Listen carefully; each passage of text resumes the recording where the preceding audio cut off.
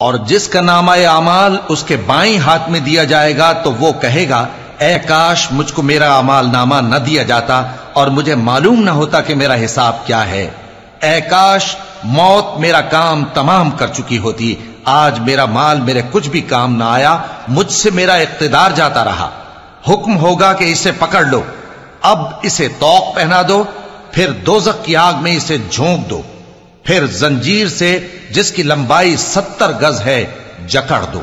یہ نہ تو اللہ عظمت والے پر ایمان لاتا تھا اور نہ فقیر کے کھانا کھلانے کی ترغیب دیتا تھا، سو آج اس کا بھی یہاں کوئی دوست نہیں اور نہ اس کے لیے کوئی کھانا ہے سوائے زخموں کے دھون کے، جس کو گناہگاروں کے سوا کوئی نہیں کھائے۔ اللہ کسی شخص کو اس کی طاقت سے زیادہ کا ذمہ دار نہیں بناتا، اچھے کام کرے گا تو اس کو ان کا فائدہ ملے گا، برے کرے گا تو اسے ان کا نقصان پہنچے گا۔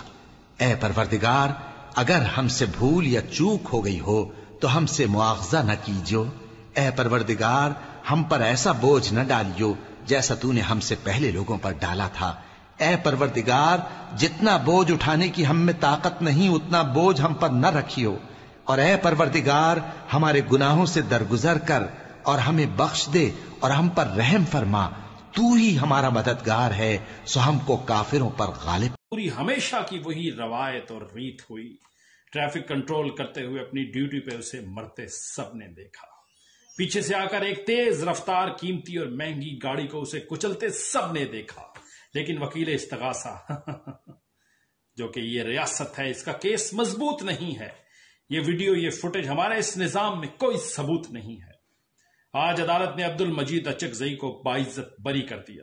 اور اس فیصلے سے پوری قوم کے دلوں کو سکون سے بھر دیا۔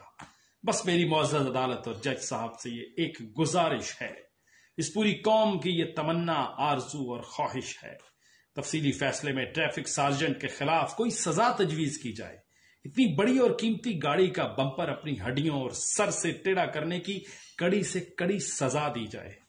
اس کی یہ جرت کہ ایک انسان ہو کر زمینی خدا کی طرف کمر کرے، اس کا فرض تھا کہ اس گاڑی کی طرف رکوع و سجود کی حالت میں مرے۔ اس کی وجہ سے اچکزئی صاحب کو اچانک بریک لگانا پڑی،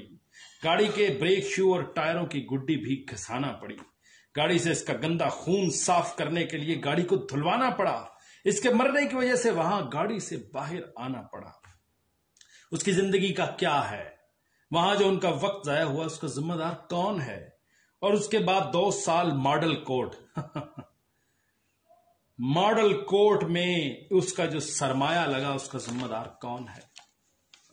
اس کی بیوہ اور یتیم بچوں کو اچکزئی صاحب سے معافی مانگنی چاہیے، اس عدالت اور اس ریاست کو بھی ان سے معذرت کرنی چاہیے، اس کے یتیم بچوں کو اچکزئی صاحب کی جاگیروں پر ملازم بنا دینا چاہیے، زندگی بھر اپنے باپ کے اس جرم کا جزیہ ادا کرنے کا حکم سنا دینا چاہیے۔ میں تو کہتا ہوں ملک کے تمام ٹریفک سارجنٹس کو دیا جائے یہی پیغام، زمین کے خداؤں کی گاڑیاں روکنے کا دیکھ لو انجام، عطا اللہ کو قبر سے نکال کر اس کی اسی چوک میں پھر لٹکایا جائے، اور ہم 22 کروڑ بھیڑ بکریوں کو یہ بتلایا جائے کہ یہ اسلامی جمہوریہ پاکستان ہے، یہاں بے بسی کا جرم معاف نہیں ہوتا۔ لا الہ الا اللہ کی اس دھرتی پہ کون کہتا ہے کہ انصاف نہیں؟